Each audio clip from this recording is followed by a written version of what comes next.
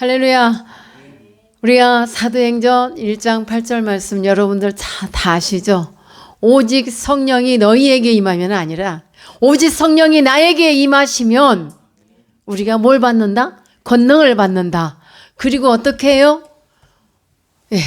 예루살렘과 온 유대와 사마리아 땅끝까지 이르러 나의 우리 주님의 증인이 되리라고 하셨습니다. 그 증인이 내가 되기를 여러분 사모하며 이 시간도 말씀에 은혜가 있기를 충만하게 임하시기를 축복합니다. 자, 사마리아 여인에게 복음을 전하신 주님, 이 말씀이 사실 대단한 그런 상황입니다. 왜냐하면 사마리아 사람들을 상종하지 않기 때문에 우리 주님은 유대인으로서 그런데 주님이 찾아가셨어요. 자, 지금은 예수님이 공생의 초반부를 지나면서 예수님은 많은 유대인들로부터 큰 인기를 얻고 계십니다. 그럴 때에 이때의 종교 지도자들은 더 이상 과거에 불행했던 전철을 밟지 않기 위해 이 낯선 선지자 예수님을 말해요. 이 자를 어떻게 해서든지 이 사람의 행적을 예의주시하여서 그 세력이 더 커지기 전에 아예 뿌리를 뽑아버리자, 뿌리를 제거해버리자 하며 그 음모를 용의주도하게 세워나가기 시작했습니다. 유대에서 갈릴리 지역으로 가자면 그 중간에 위치한 사마리아 지방을 지나쳐야만 합니다. 그러나 사마리아 지방은 구약 당시 북이스라엘 왕국의 영토를 금송아지 그 영토로 말미암아 금송아지 우상을 숭배했던 곳이고 그 또한 그러한 중심지였기 때문에 유대인들은 사마리아인들하고는 상종을 하지 않았습니다. 그들을 이방인 이상으로 천시했고 또 팔레스타인을 여행할 때에 그곳을 지나가야 되는데 오히려 이 유대인들은 결코 그 지역을 지나가지 않고 오히려 우회해서 돌아가는 그러한 일들을 행하는 때였습니다. 요단 동편의 베레아 지역이나 지중해 연안의 해변 도로로 우회해서 갈릴리 지방으로 가는 것이 관례가 되었던 그때였습니다. 이러한 가운데 예수님께서 수가성이라 하는 사마리아 그 우물가에 주님이 찾아가시는 겁니다. 예수님께서는 유대적 관습과 전통을 완전히 깨트리시고 사마리아 지역을 지나가시는 겁니다. 주님이 왜 오셨지요? 왜 오셨냐면 바로 이와 같은 여인을 구하시기 위해서. 여러분, 우리의 생활 가운데 지금 나에게 큰 산과 같은 문제가 있습니까?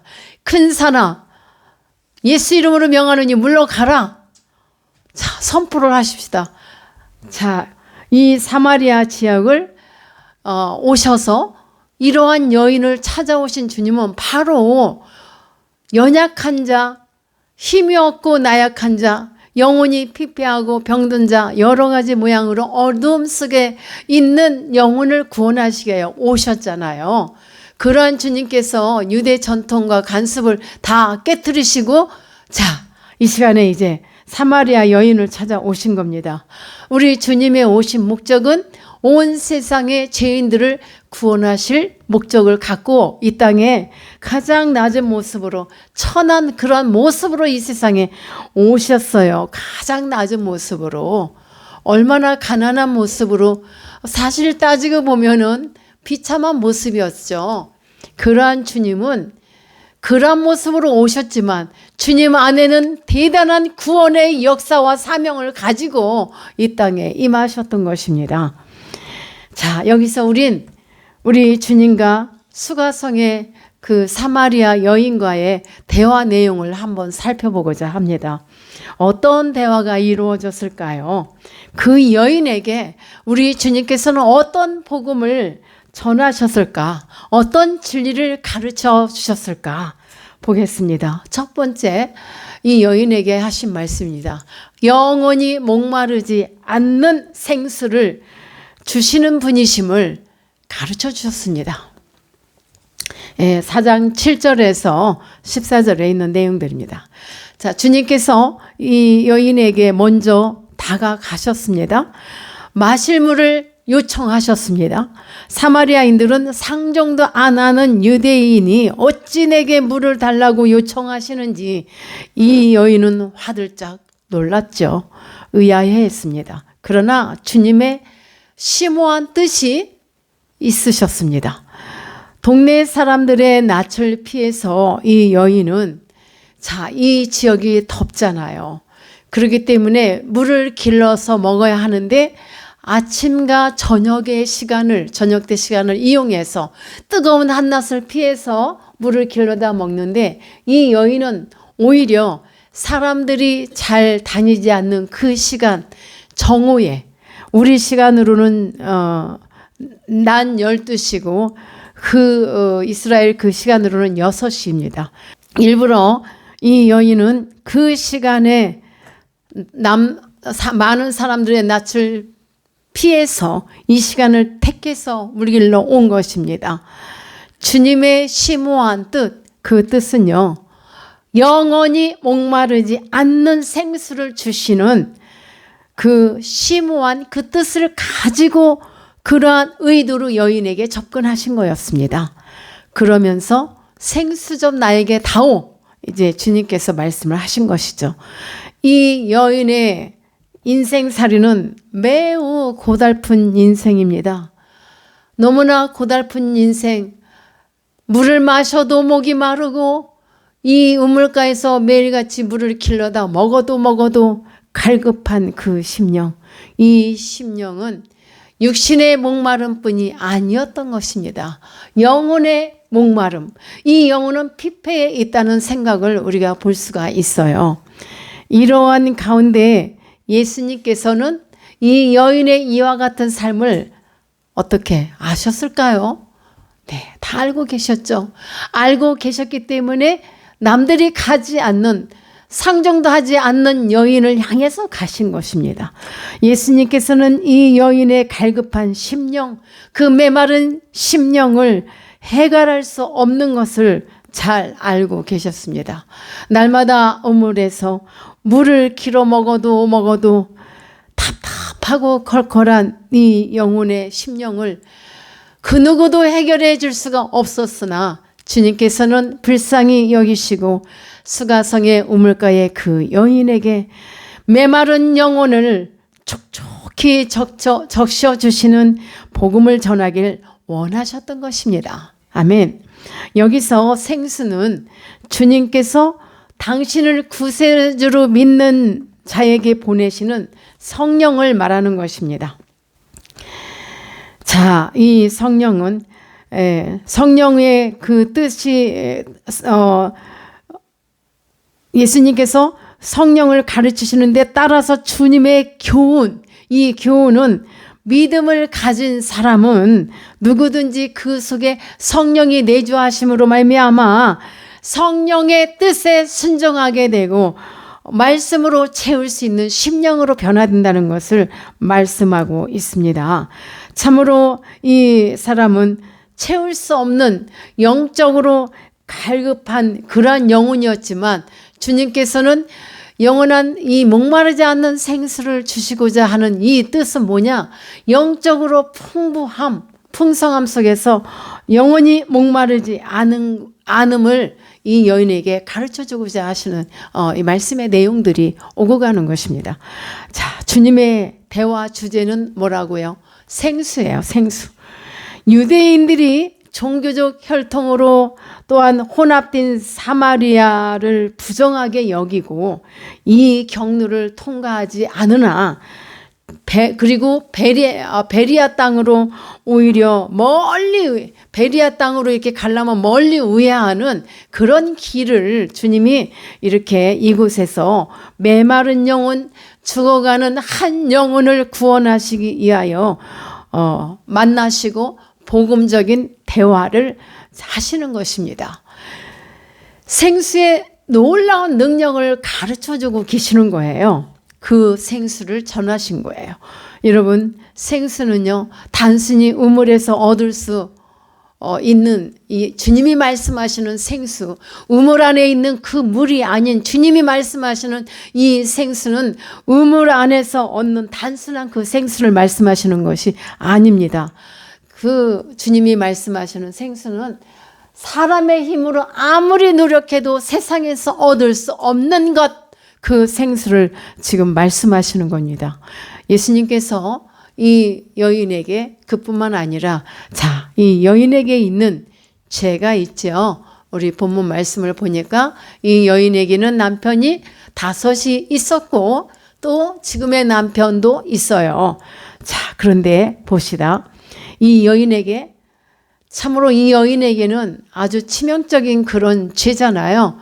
그런 걸 안고 있는데 주님이 뭐라고 하세요? 콕 집어서, 자, 이 여인에게 죄를 지적을 하십니다. 5번이나 결혼한 마치 창기와 같은 여인으로 취급받는 자에게 생수를 주제로 참된 생수의 근원이 되시는 당신을 소망하게 하시는 것입니다. 그리고 이 말씀은 오늘날 저와 우리에게도 심오한 영적인 교훈을 주고 있는, 전해주시는 말씀입니다. 두 번째는요, 주님께서 이 자리에서 회개의 복음을 가르치셨습니다. 15절로 18절 말씀인데, 죄에 대해서 지적하신가 동시에 사죄의 은총을 베푸시기 위해 이 여인에게 있는 치명적인 죄의 문제를 들춰내셨어요. 그 죄가 뭐죠? 불륜의 죄를 지적하십니다.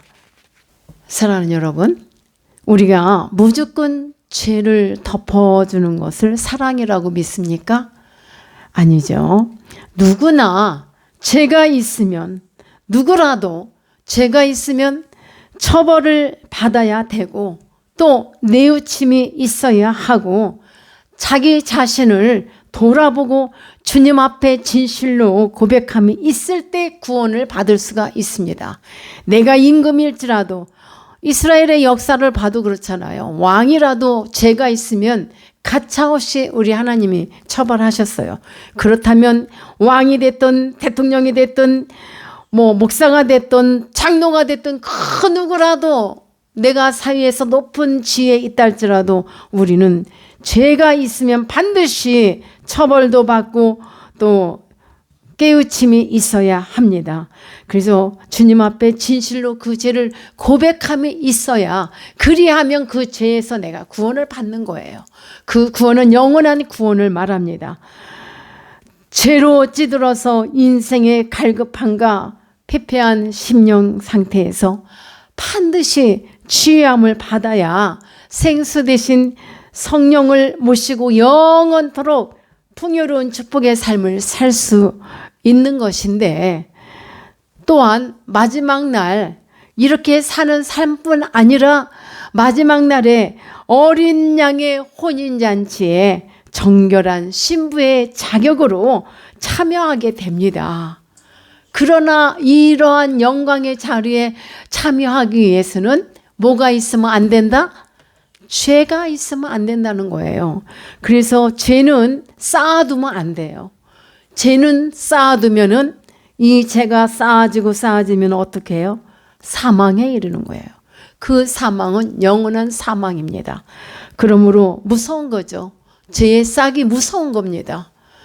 죄가 몰라요. 이 욕심이 죄를 낳고 이 죄가 사망에 이르는 무서운 그런 결과를 초래합니다. 자, 정결한 신부의 자격으로 그 주님 오신 그 자리에 저와 여러분 함께 있어야 되겠어요. 그죠? 예, 계시록 19장 7절로 8절의 말씀을 보시면, 우리가 즐거워하고 크게 기뻐하며 그에게 영광을 돌리세. 어린 양의 혼인 기약이 이르렀고 그의 아내가 자신을 준비했고, 또 뭐라고 하냐, 빛나고 깨끗한 세마포 옷을 입도록 하셨으니, 세마포의 옷이 뭐냐? 성도들의 옳은 행실을 말한다는 뜻을 갖고 이 세마포를 입도록 하셨단 말이에요. 자, 이와 같은 영광의 자리 사모하시기를 축복합니다. 세 번째 가르침은 올바른 예배의 자세에 대해서 21절로 24절에서 말씀을 가르치고 계십니다.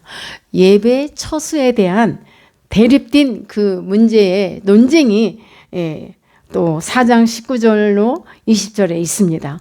21절에서 우리 주님이, 자, 이 여인이 어디서 예배드려요? 당신들은 예루살렘에서 예배드립니까? 뭐 이렇게 이제 이 여인이 지금 질문을 했잖아요. 근데 21절에서 주님이 뭐라고 대답하세요?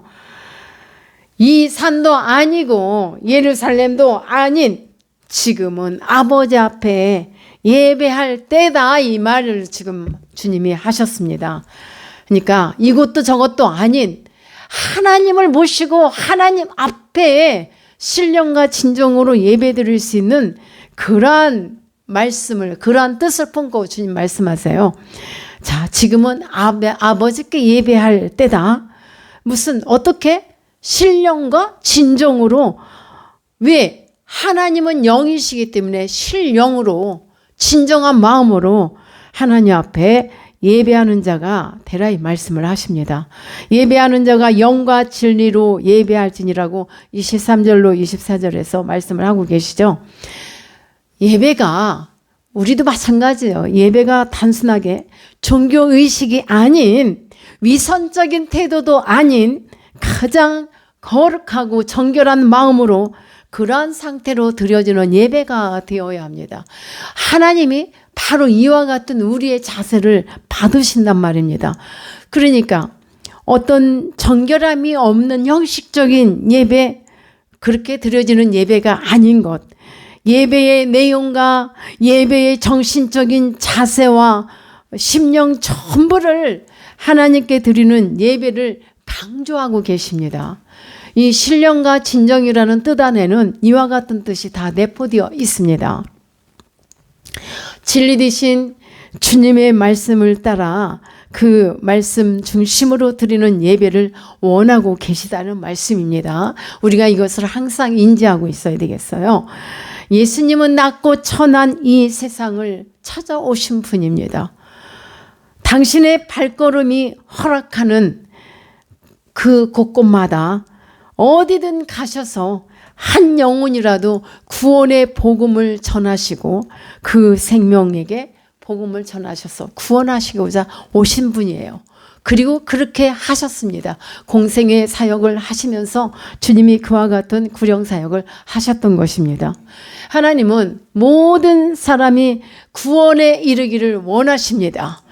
그 누구도 구원받지 못하게 우리가 정죄하는 사람이라 할지라도 그가 회개하고 주님을 만나서 구원에 이르는 그러한 것을 우리 하나님이 원하신다는 말씀입니다. 예수 그리스도 안에는 인생의 문제들에 대한 근본적인 해답이 있습니다. 믿습니까? 예, 우리 인생의 문제에 사람이 사람의 문제를 다 해결하려고 하면 안 되는 일이 많단 말이죠. 주님은 우리의 아픈 상처도 아십니다. 너무 잘 아시는 참된 치유자가 되십니다. 그 아픈 상처, 그 아픈 마음, 그 모든 걸 다 알고 계시기 때문에 치유하시기를 원하신다는 말씀입니다. 유대인들로부터 천대받은 지역을 피하지 않고 직접 찾으셨다. 사마리아인들로부터 그들 역시도요, 사마리아인들, 유대인들뿐만 아니라 사마리아인들도 자기들을 적대시하고 있는데 뭐 좋아했겠어요. 그래서 유대인들을 배타시했었어요. 그들도. 이러한 상황에서 다른 어떤 지역보다 더욱 복음이 전해져야 할 그 마음을 너무나 절실하셨기 때문에 이 지역에 반드시 복음이 들어가야 되는 걸 절실하게 요구되던 지역을 직접 방문하신 주님의 사역은요, 혁명적인 거예요. 그렇게 말씀을 드릴 수가 있습니다. 이 땅에 복음이 들어가지 못할 것은 그러한 지역은 하나도 없습니다. 사회적으로 아무리 냉대를 받는 소외된 계층에도 지역적으로 사람의 발이 닿을 수 없는 오지에도 복음 들고 나서고 있습니다. 지금 현재 주님께서 이렇게 먼저 솔선하셔서 이렇게 보여주셨던 것입니다. 주님이 보여주신 이 모본은 우리가 누구도 사람을 차별하지 않고 천대하지 말고 복음을 전하라는 뜻을 갖고 계십니다. 죄사함을 받을 사람은 죄 용서를 받고, 죄사함을 받은 사람은 죄 용서를 받고, 하나님께 예배의 열망에 사로잡힌 바 되어 뜨거운 마음으로, 뜨거운 열정으로 예배로 주님께 나가야 함이 마땅한 것입니다. 주님께서 예배의 본질에 대해 말씀하신 것처럼 거대한 건물과 장소에 들어가서 예배드리라는 것이 아닙니다. 거대한 건물과 장소는 주님이 말씀하시는 것과 무관합니다. 주님의 백성으로서 우리에게 주신 진리, 그 복음 위에 나의 신앙을 고백하고 나를 택해 주시고 자녀 삼아 주신 우리 하나님 아버지께 경배를 올려드려야 하고, 하나님의 임재를 내가 예배하는 자로서 그 처소에서 느낄 수가 있어야 합니다. 지금 이 시간 하나님의 임재하심을 내가 느껴라, 이 말입니다. 이 말씀을 깊이 생각을 해봅니다. 하나님의 임재, 여러분 가운데 내가 큰 산 같은 문제가 내 앞에 있을지라도 하나님을 만나면 이 문제가 보이지가 않는 것입니다. 그러나 내 마음이 약해지고 내 믿음이 자꾸 내려가면은 뭐가 보일까요? 큰 산 같은 문제밖에 안 보입니다. 이 말씀 뜻을 알겠습니까? 사랑하는 여러분, 우리가 하나님의 이름으로 드려진다 하여 그 예배를 하나님께서 다 받으시는 예배라고 생각하십니까? 아닙니다. 하나님의 이름으로 예배를 드리고 있지만은 내 중심이 지금 하나님의 말씀에 꽂혀 있지 않고 내 믿음이, 나의 신앙이 주님의 십자가 앞에 꽂혀 있지 않다면 우리 이게 심각하게 받아들여야 돼요.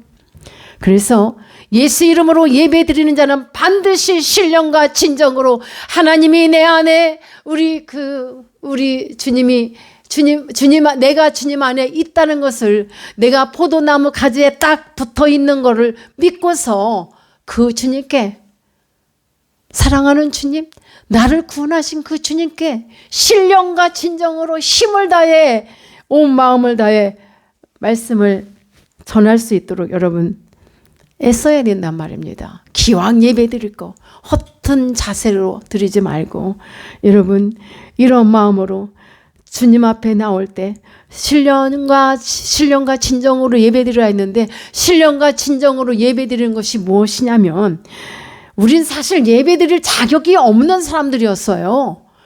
그렇다면 이 예배 드릴 수 있는 은혜를 주신 우리 하나님 앞에 우리가 감사하고 나의 죄성을 진정으로 미워해야 돼요. 그리고 하나님이여, 나의 죄된 이 모든 것을 불쌍히 여겨주시고 용서해 주시옵고, 또 불쌍히 여기심을 또 받아야 돼요. 불쌍히 여기심을 받기를 사모하시고 그 바라는 마음으로 나올 때 하나님께서 기쁘게 받으시는 예배가 되는 것입니다. 믿습니까?